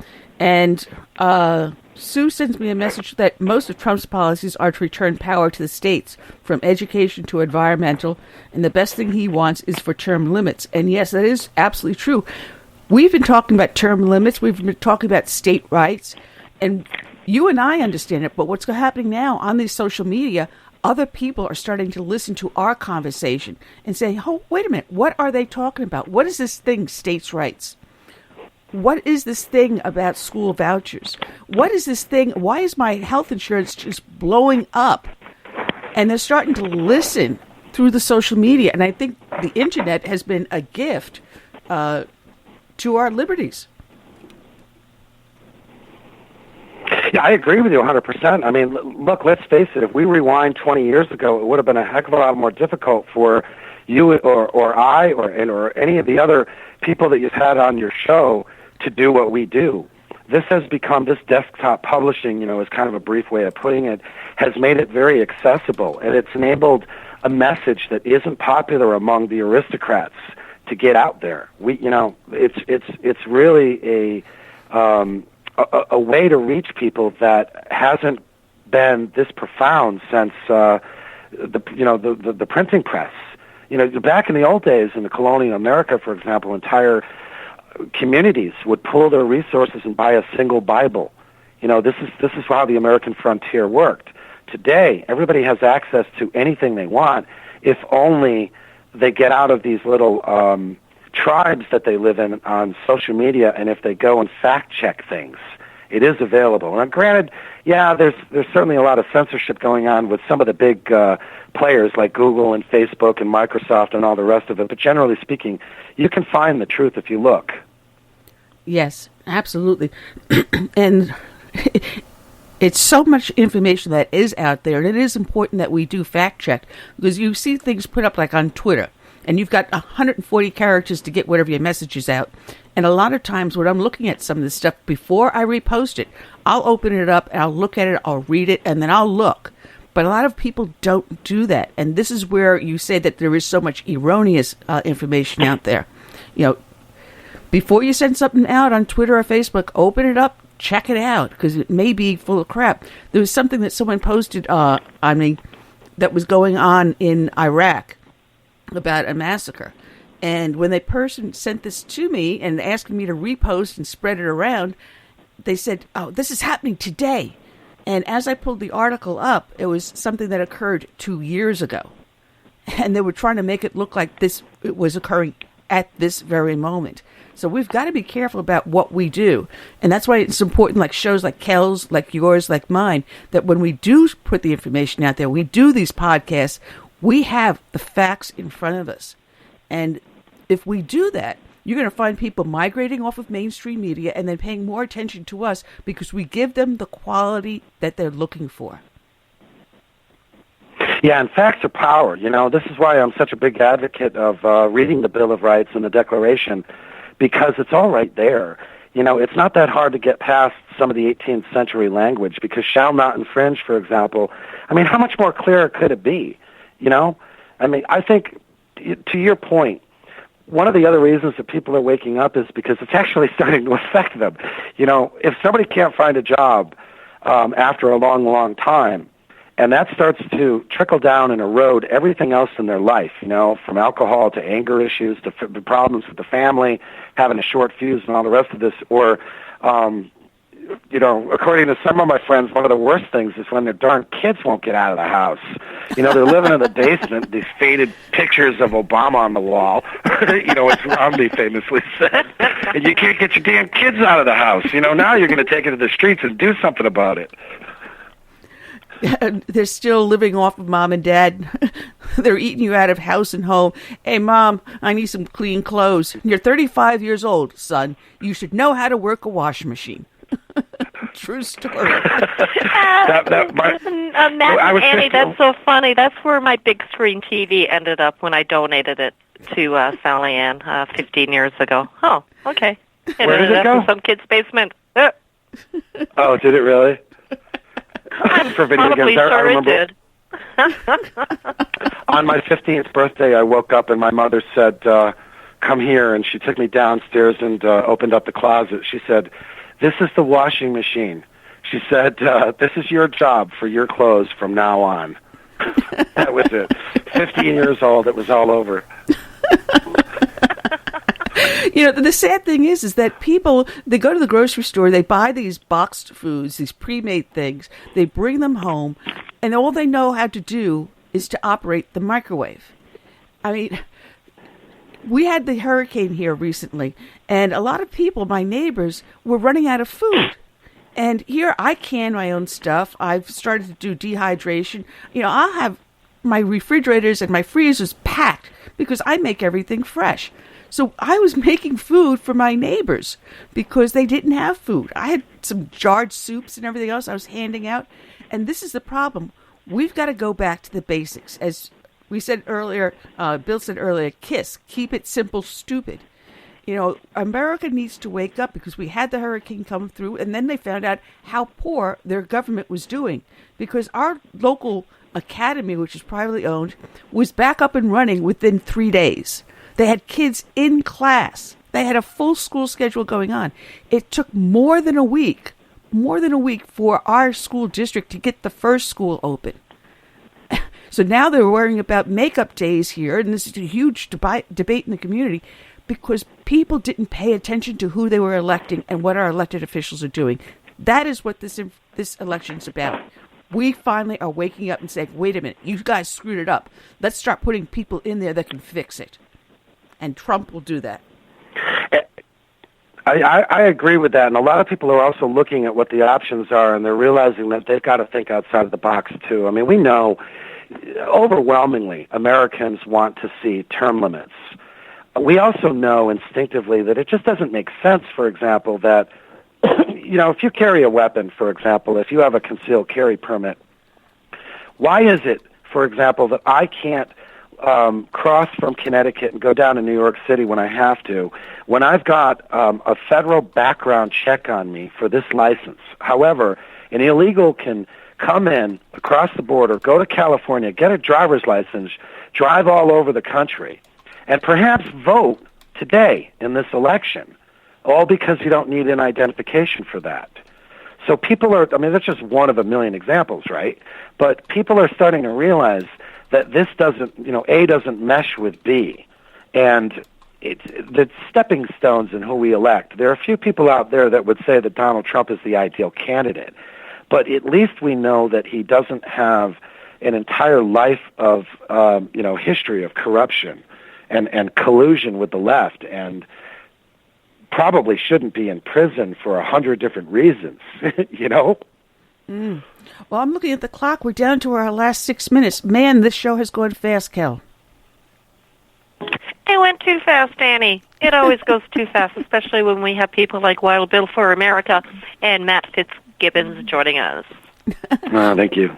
Well, Matt, you got to get yourself onto Kel's show, too. She's got an excellent show here. Matter of fact, she produces several other BTR shows, too. So hook the two of you up. How's that sound? Oh, yeah, Matt, I've already please. sent in a Facebook request for you. I'm Kel Fritzy. And okay, I have the little red fox there with the microphone there. But, yeah, Matt, it is always an honor and a pleasure to hear you with Annie. But I'm especially grateful that I got to pinch it for Curtis, who is poll watching today.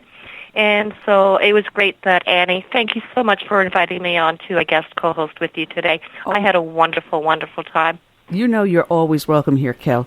And Matt, I want to thank you. I want to remind people that you have your 7 songs up there for free on your website today only in honor of this election. And they can go to patriotmusic.com to check out your music and also check out your podcast where they can listen in. You have a show that you're going to be doing, you said, on Thursday. Also want to remind everyone. I'm going to be doing a live show with a new co-host. It's called Patriot Pub, and it tries to. What I'm trying to do with the show is recreate the feel of the Colonial Tavern. So people are welcome, to have a few drinks and all the rest of it. I just ask that people start drinking when the show starts and don't show up bombed. So it's a real loose thing. But I start with some history things and play some of my tracks, and we have callers. So it's a live cast. Later goes the podcast, but this one's going to be on whistleblowers. All right, fantastic. And I want to remind everyone, Wild Bill for America can be found up on Facebook and YouTube. He uses Wild Bill for America, so you can check him out over there. We'll be back here on Friday, and we've got Nick Adams, who will be returning. He's got a new book out that details his problems and troubles he had getting here to America and becoming an American citizen. It's called The Green Card Warrior. And we're also going to have Michael Conley of the United States Justice Foundation in honor of Veterans Day. We'll be talking veterans issues. He's had United States Justice Foundation for over 3 decades and does a lot of good work for our veterans. So come back with us on Friday. Let's hope everything goes well tonight and that we will see a President Trump come January 21st. I want to thank everyone for joining us here. And Cal, we say good night and God bless. Good night and God bless. If you like everybody. your health care plan, you'll be able to keep your health care plan.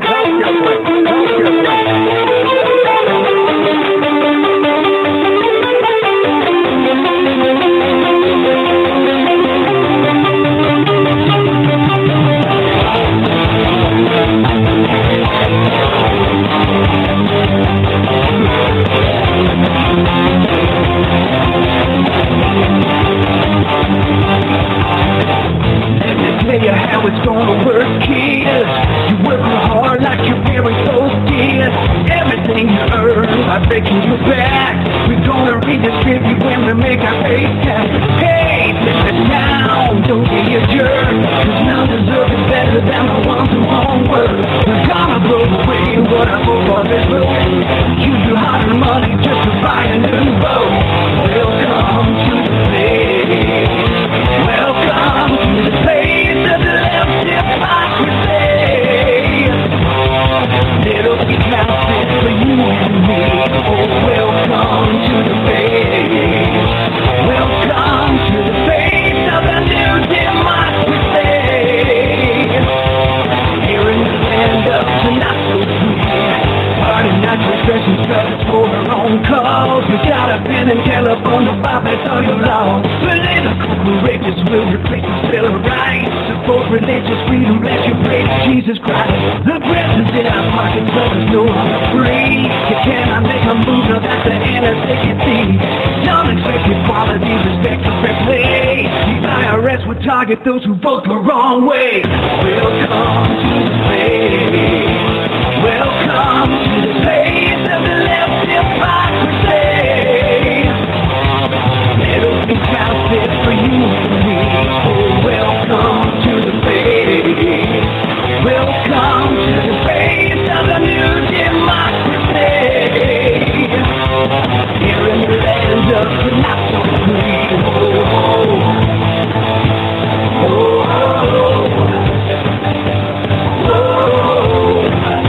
90 seconds.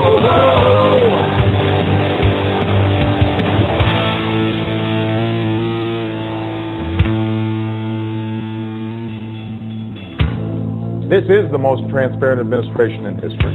Not even a smidgen of corruption. Fact is, we had 4 dead Americans. What difference at this point does it make? If you got a business, you didn't build that.